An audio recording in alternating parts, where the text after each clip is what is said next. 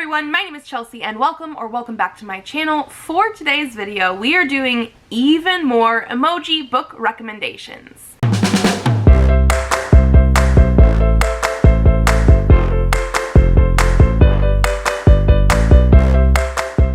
So this is a video that I saw years ago.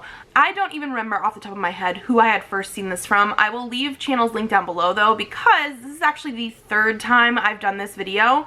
I've been asking people on Instagram to give me emojis, and I'm going to give you book recommendations from those emojis. So I had two videos previously, like I mentioned, this is going to be the third one. We had emoji book recommendations, like 2 or 3 years ago. We had more emoji book recommendations the year after that, and I do think it's been a little bit over a year now since that second video, so it was time to do even more emoji book recommendations.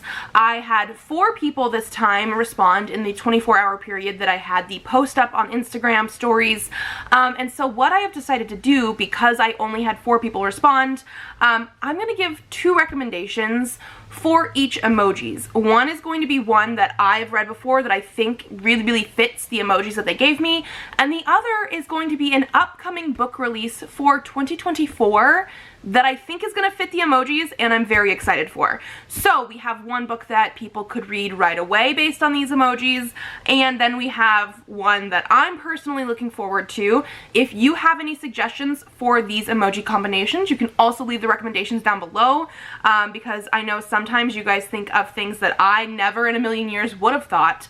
So let's jump into it. The first emojis that we have here, let me scooch over so we can have a good spot for all of our stuff. The first set of emojis that we have here came from Olivia Savannah from Olivia's Catastrophe. I think she has posted emojis and answered this for every single video that we've had so far, and I absolutely love that. So what we have here is a gray heart, a skull and crossbones, a ghost, a fly, and a house. The fly threw me off a little bit just because I was like, that doesn't necessarily feel like spooky, paranormal. I mean, I guess it could, but like that's the vibes I was getting from this. Like a paranormal, spooky house, maybe like a haunted house type of thing.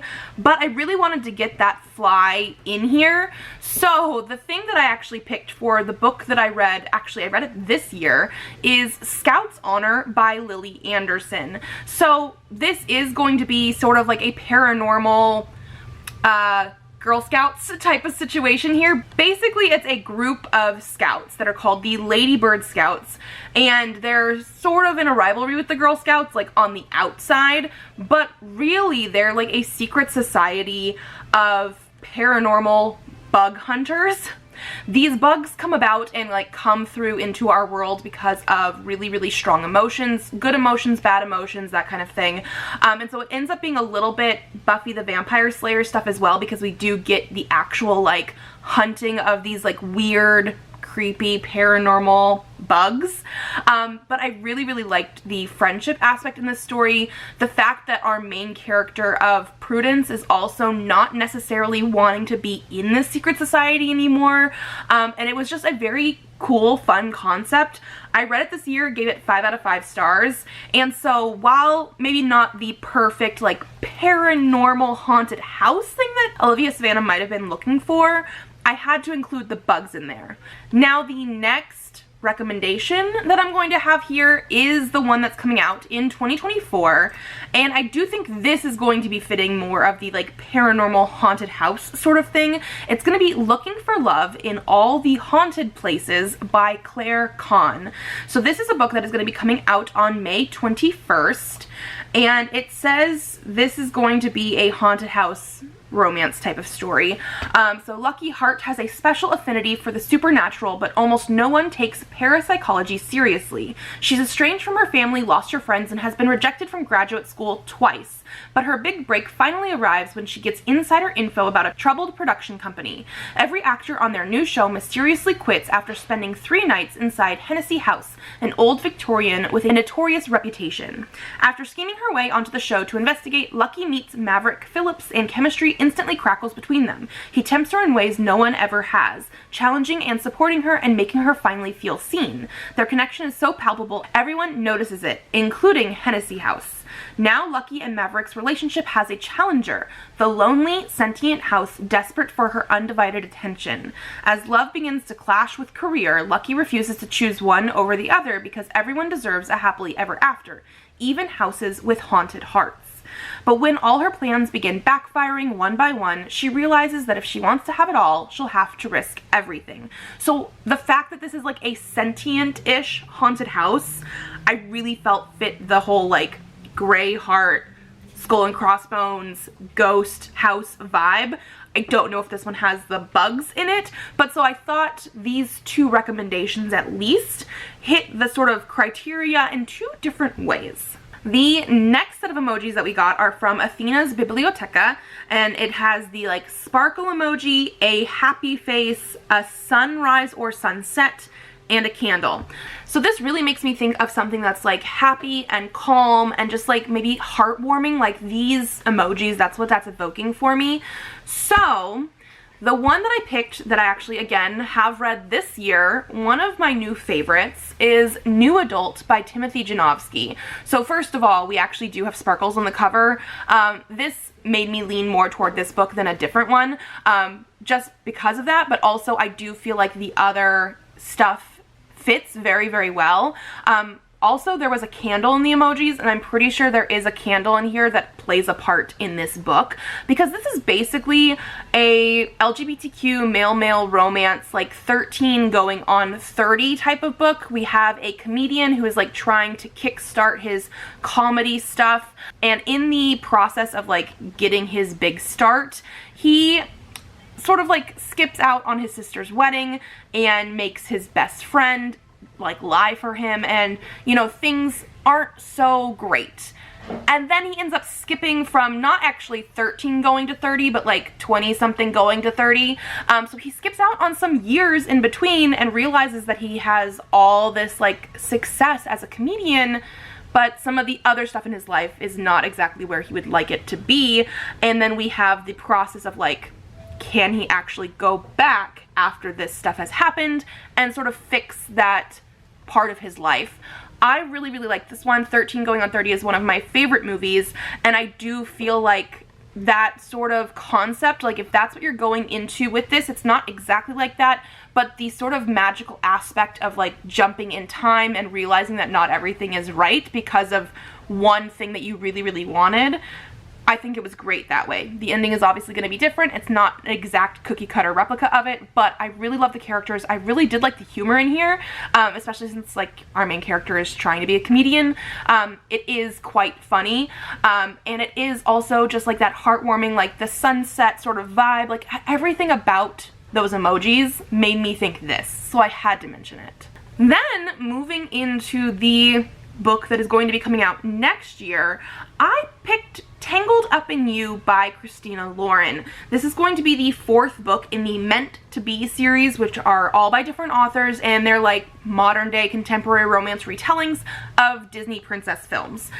So this one is obviously going to be about Tangled. It's going to be coming out on June 25th, and again, we do sort of have like sparkles on the cover. This is more fireworks, but also in Tangled the movie we have lanterns, and I thought that sort of fit the candle vibe.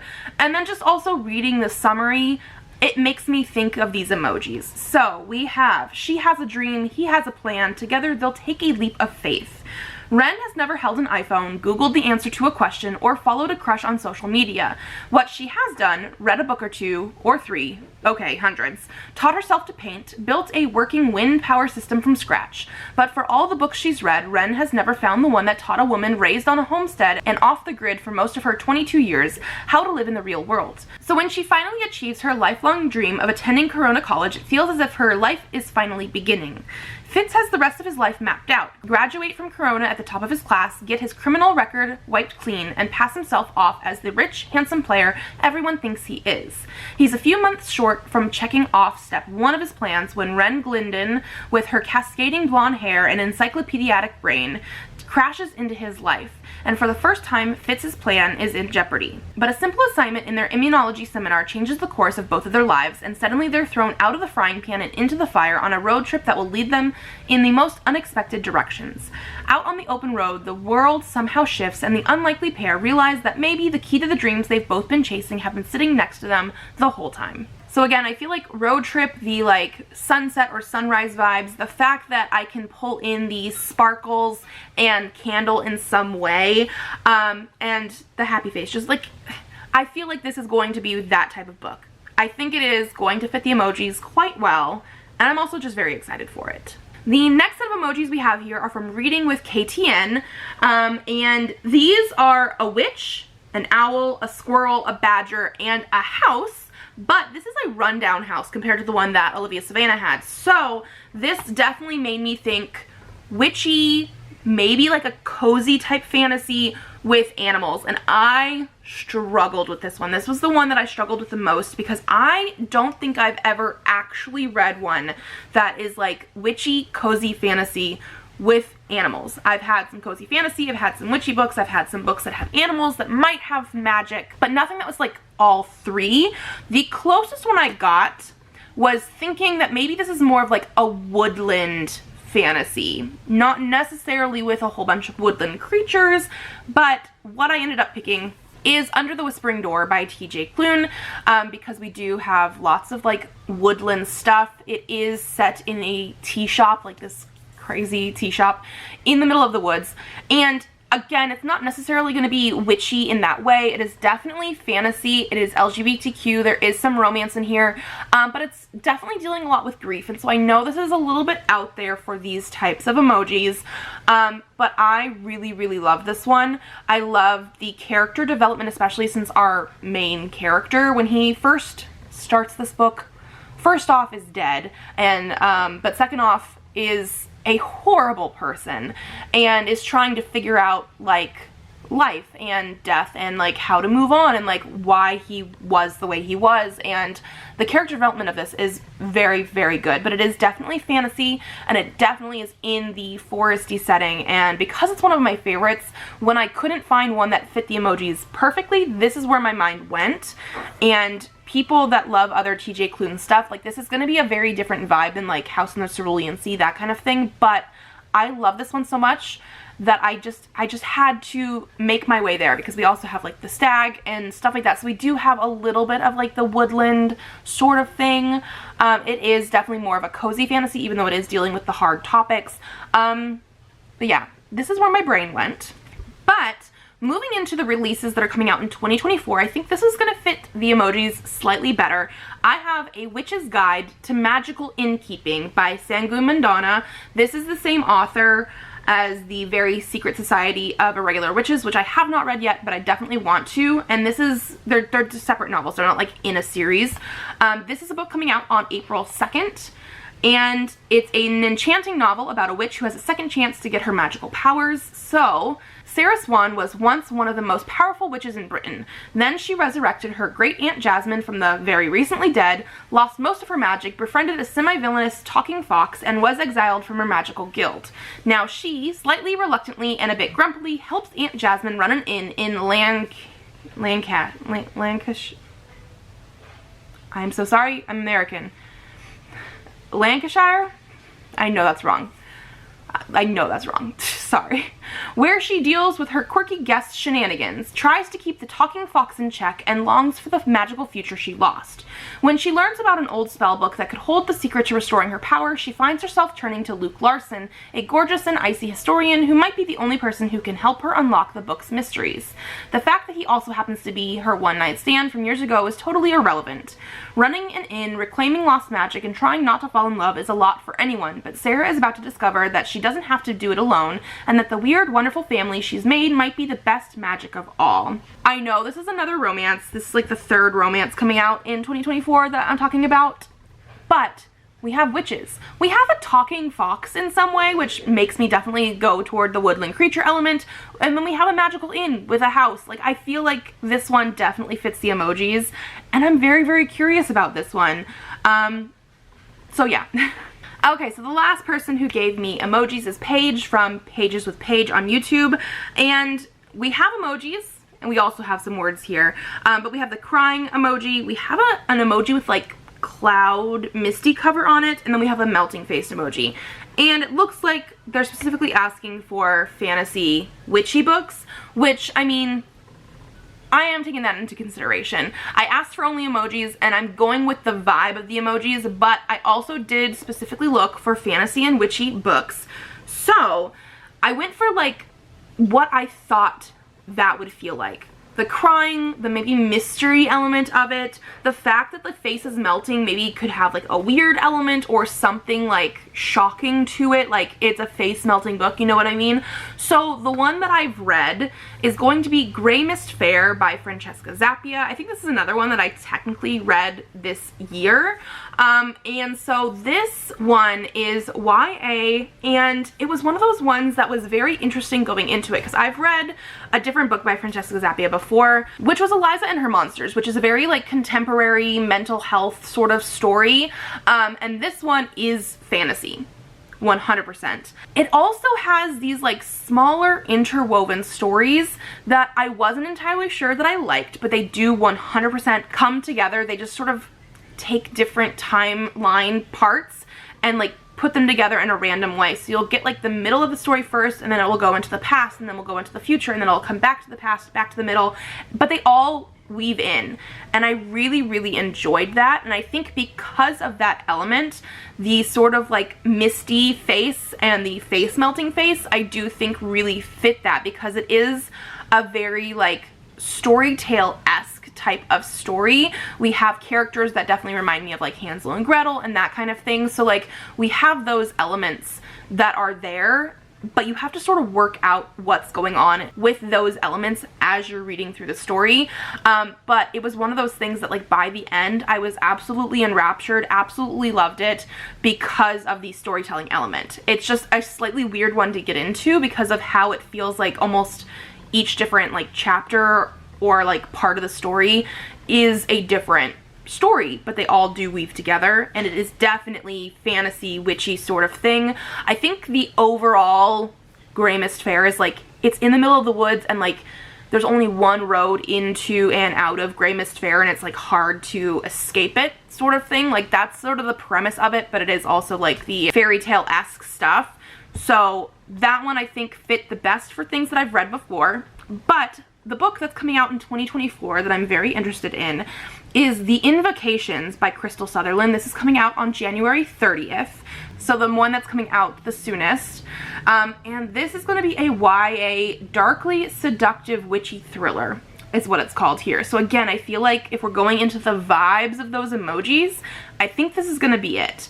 Zara Jones believes in magic because the alternative is too painful to bear, that her sister was murdered by a serial killer and there is precisely nothing she can do to change it. If there's anything Zara cannot stand, it's feeling powerless.